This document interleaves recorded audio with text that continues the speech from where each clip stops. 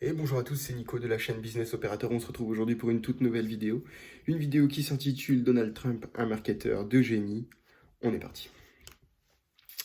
Donc, pour commencer rapidement, une petite biographie de Donald Trump, pour ceux qui n'arriveraient pas à situer le personnage. Nom de naissance, Donald John Trump. Date de naissance, 14 juin 1946. Il a 74 ans, le bougre. Lieu de naissance, New York aux États-Unis. Nationalité américaine. Parti politique, les Républicains. Diplômé de l'Université de Pennsylvanie. Et comme profession, il est homme d'affaires. Pour faire rapidement. Avant toute chose, spoiler alerte, cette vidéo n'est ni une vidéo pro ou anti-Trump, cette vidéo est complètement apolitique. Je ne suis là que pour analyser l'efficacité et la qualité du marketing de Donald Trump. Donc ne vous sentez pas insulté si vous êtes pro ou anti Donald Trump. Je ne suis là que pour le business. On est parti. Premier pilier, et un des piliers fondamentaux du marketing, ou pour toute campagne marketing, le bon message devant les bonnes personnes.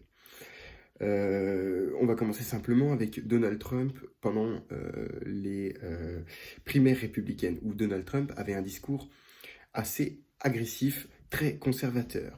Quand il parle aux républicains pour les convaincre que c'est lui qui doit aller à la candidature pour la présidentielle, ou qu'il doit être candidat pour la présidentielle, il a un discours très dur. C'est-à-dire que pour lui, tout ce qui est basané, c'est Al-Qaïda. Tout ce qui est au sud du Texas et par-delà la frontière, c'est des violeurs. Je ne fais que reprendre ces mots. Tout ce qui vient de Chine est là pour les espionner, et tous les médias sont contre lui. Donc ça, c'est un discours assez dur, et au final, il est devant le Parti républicain qui est très conservateur. Donc là, il va vraiment se pencher sur les thématiques chaudes et convaincre son auditoire républicain qu'il est le bon candidat pour répondre aux problèmes de cette catégorie de la population qui est pro-républicain. Pour aller plus loin, on a tous entendu parler de Cambridge Analytica, donc cette entreprise qui fait de la collecte de données et de l'analyse de données grâce aux réseaux sociaux. Donc il y a eu toute cette histoire avec Facebook, etc.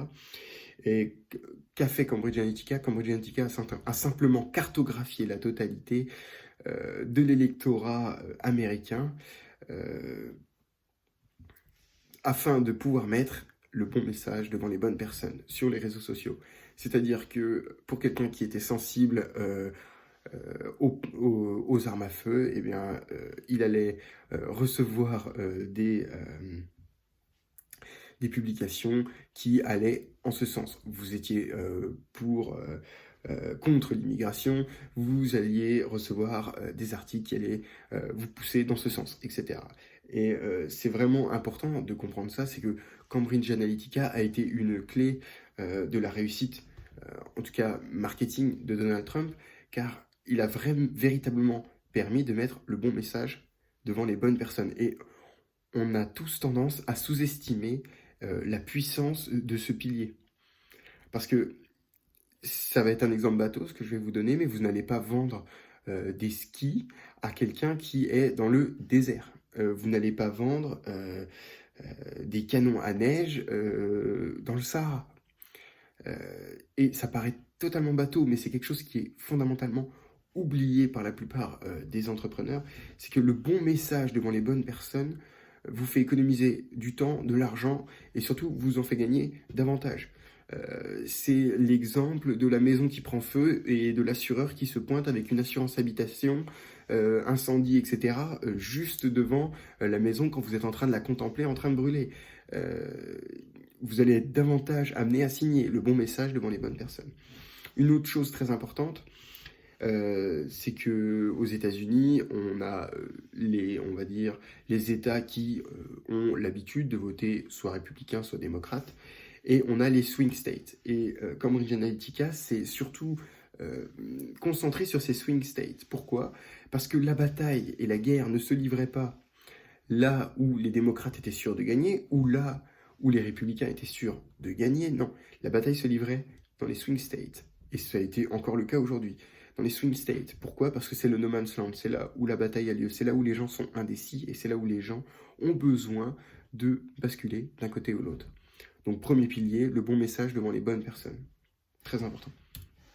Deuxième pilier, et là où Donald Trump excelle aussi énormément, c'est la façon de présenter des antagonistes à son storytelling. Euh, Donald Trump s'est toujours présenté comme étant le bébé rejeté de l'élite, enfin étant contre l'élite, ce qui l'a beaucoup aidé auprès d'une grande partie de la population. Ça rejoint notre point numéro un, le bon message devant les bonnes personnes, et surtout le fait de créer cet antagonisme, pardon, ça amène l'être humain dans ses instincts les plus primaux. C'est nous contre eux. C'est eux qui nous attaquent, c'est nous qui nous défendons. C'est nous les gentils, c'est eux les méchants.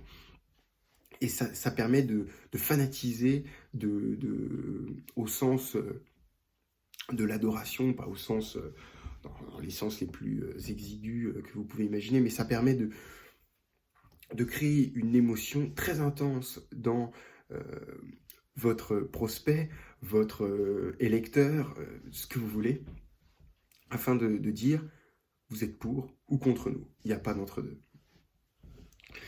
Donc il l'a fait avec les élites, il l'a fait avec la Chine, hein, toute cette guerre commerciale qui a eu lieu avec la Chine. Il en avait beaucoup parlé pendant ses premières élections. La Chine est son ennemi, c'est tout ce qui vient de Chine est là pour espionner les Américains. Donc là, ça permet de créer un antagonisme, de créer un ennemi, mais à un niveau vraiment international, c'est-à-dire que c'est nous, les États-Unis, contre les méchants chinois.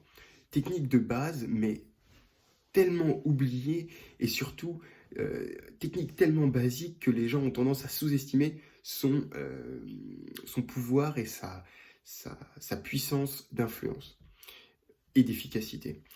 Quatrième antagoniste majeur, l'immigration.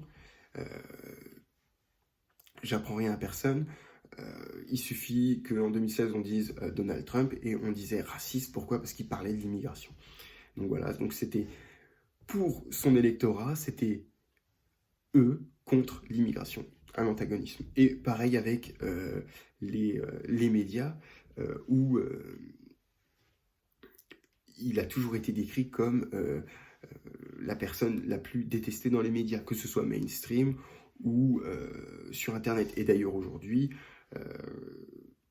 son storytelling se confirme, vous appellerez ça comme vous voulez, mais en tout cas il avait basé son storytelling là-dessus et c'est en train de bien fonctionner. Enfin, pas au niveau de son élection, mais en tout cas d'un point de vue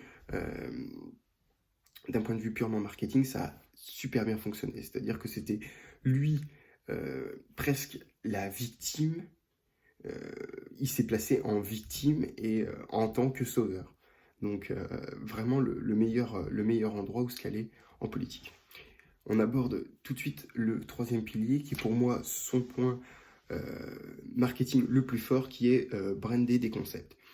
Donc vous voyez, vous avez en gros 6 phrases que Donald Trump a prononcées au cours de ses différents discours, etc. etc. Cependant, chacune d'entre elles est devenue aujourd'hui une référence en elle-même. C'est-à-dire que si je vous dis fake news, eh ben oui, c'est Donald Trump qui a inventé ce mot, fake news. Quand il est en interview et qu'il dit, je crois que c'était à CNN, veut lui poser une question, il regarde, il dit, vous êtes qui vous? CNN. Ah non, fake news. Et c'est très important, on n'entendait jamais parler du mot fake news avant que Donald Trump l'utilise. Et rien de ça, ça a un triple aspect, pardon. Fake news, d'un point de vue le bon message devant les bonnes personnes. Et ben oui, toutes ces personnes qui se sentent oubliées des médias, ah ben voilà, les médias créent de la fausse information parce qu'ils ne parlent pas des vrais problèmes. 2, l'antagonisme, c'est bien lui contre les médias. 3, brander des concepts, fake news, c'est simple. C'est très simple, 2 mots, fake news, tout le monde peut le comprendre. Un enfant de 6 ans aux États-Unis comprendrait ce que veut dire fake news, fausse nouvelle. C'est facile à retenir, ça va directement, ça va droit au but, c'est quelque chose qui reste en tête. On n'oubliera jamais ce mot est rentré dans les annales. Cette phrase est rentrée dans les annales. et ça émet une émotion très, très, très, très, très forte. Fake news, tu essayes de me tromper, tu essayes de me, euh, pourquoi pas de me corrompre, comment on pourrait dire ça? Tu essayes de me donner une fausse information, et tout ça, ça amène un sentiment de colère et aussi un sentiment de fierté, parce qu'on a le sentiment de se rendre compte qu'on est en train d'être trompé. Donc voilà, brander des concepts, fake news, un mot, une phrase courte. Crooked Hillary, je ne ferai pas la traduction, mais pareil, c'est cash, c'est efficace, ça va droit au but. Euh, c'est à la fois simple et dangereusement efficace. Build a wall, pour moi, c'est une des plus, pas des plus belles d'un point de vue marketing. Build a wall.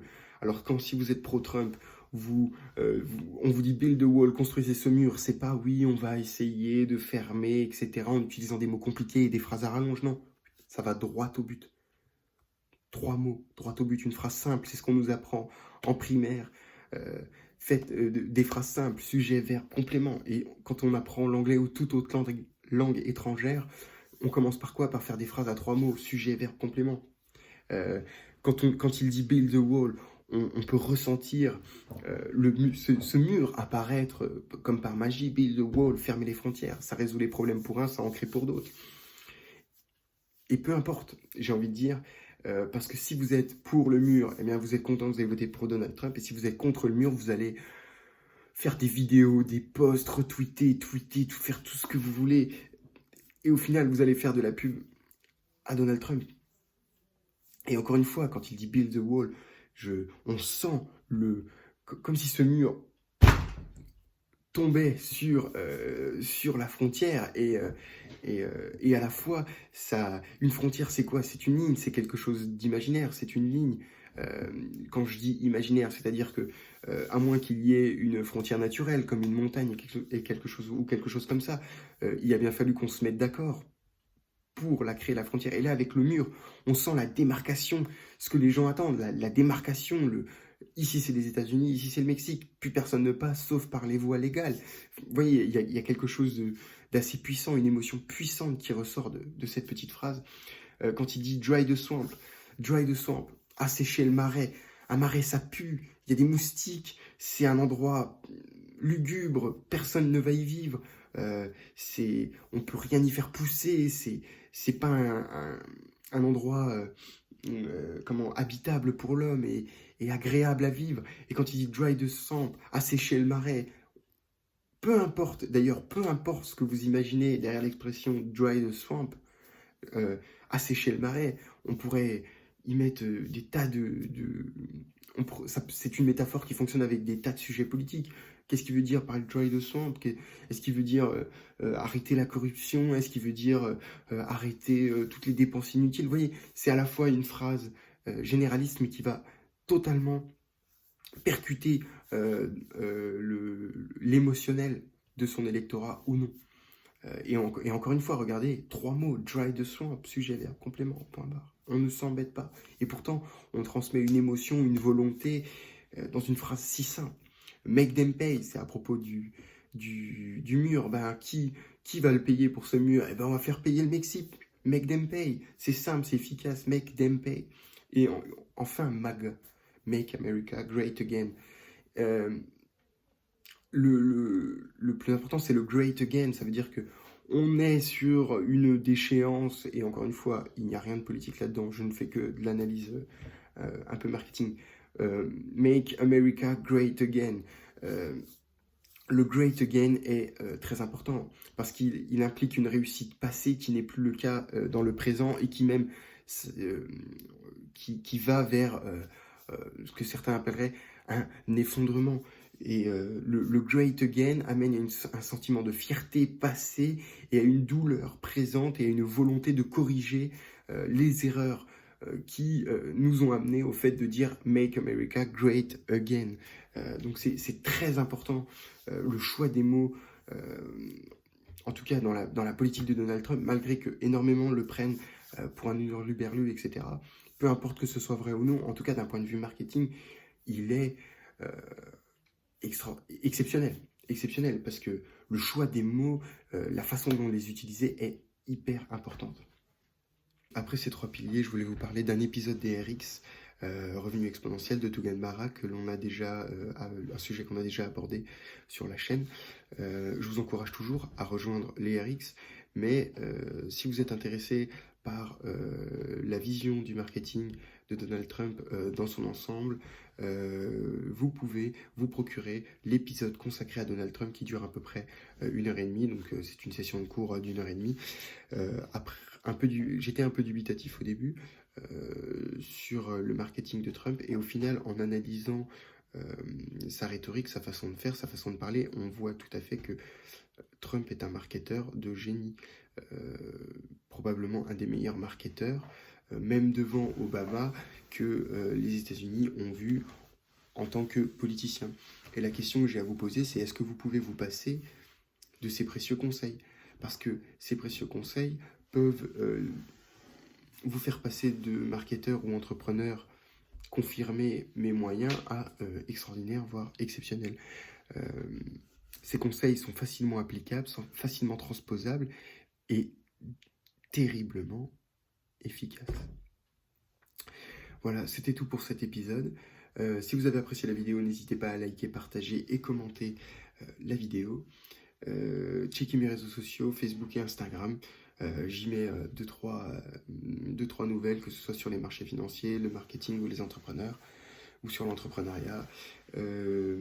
Regardez dans la description, vous y trouverez le lien, soit pour vous inscrire au RX, soit pour obtenir l'épisode sur le marketing de Trump. Vous avez aussi énormément de contenu gratuit à consommer, hein, n'hésitez pas. C'était Nico, j'espère que vous vous portez bien, restez prudents, on se voit bientôt, ciao.